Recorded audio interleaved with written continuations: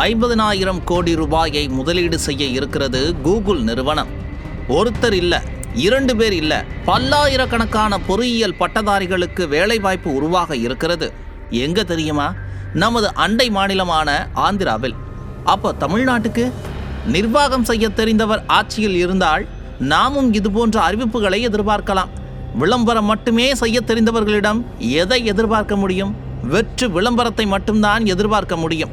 Stalin Dubai, Spain, America என வெளிநாடு சென்றார். அங்கிருக்கும் சிலைகளுக்கு அருகே நின்று போஸ் கொடுத்தார். சைக்கிள் ஓட்டி சாகசம் செய்து வீடியோ வெளியிட்டார். ஆனால் முதலீடு எதுவும் பெரிதாக வந்ததாக தெரியவில்லை. இப்போது கூட பாருங்கள், டிஎன்பிசி தேர்வில் தமிழகத்தின் விளையாட்டுத்துறை அமைச்சர் யார் என்கிற சரித்திர முக்கியத்துவம் வாய்ந்த கேள்வி ஒன்றை கேட்டிருக்கிறார்கள். எதற்காக? எல்லோருடைய மனதில் கருணாநிதி வீட்டு வாரிசு உதயநிதியின் பெயர் ஆழமாக பதிய வேண்டும் என்பதற்காக. இதனால் நயா பைசாவிற்கு கூட பயன் இல்லை.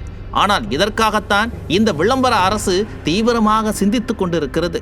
அதே சமயம் ஆந்திர பிரதேச அரசு மின்னணு கூறு உற்பத்தியை ஊக்குவிக்க ரூபாய் 4,600 கோடி ஊக்கத்தொகை திட்டத்தை அறிவித்துள்ளது. இவையெல்லாம் எதை உணர்த்துகிறது? மற்ற மாநில அரசுகள் எப்படியாவது தொழில் நிறுவனங்களை ஊக்குவிக்க வேண்டும், தொழில் தொடங்க வேண்டும், இளைஞர்கள் வேலை பெற வேண்டும் என போராடி கொண்டு இருக்கின்றன. ஆனால் இங்கே இருக்கும் ஃபெயிலியர் மாடல் அரசோ உதயநிதியை எப்படி விளம்பரப்படுத்துவது என சிந்தித்துக் கொண்டிருக்கிறது. இதனால்தான் போட்டித் தேர்வு எழுதிய 2 இளைஞர்கள் உயிரிழந்த கொடுமை நடந்தது. மதுரையில் பொறியியல் பட்டதாரி உயிரிழந்த அவலம் நேர்ந்தது. எல்லாம் வேலை கிடைக்காமல் விரக்தியில் பறிபோன உயிர்கள். இனியும் நம் மாநிலத்தில் வேலையில்லாமல் இளைஞர்கள் உயிரிழக்க கூடாது என்றால் மக்களுக்கான தலைவர் யார், குடும்பத்திற்கான தலைவர் யார் என்பதை மக்கள் உணர வேண்டும். மக்களை காப்போம், தமிழகத்தை மீட்போம்.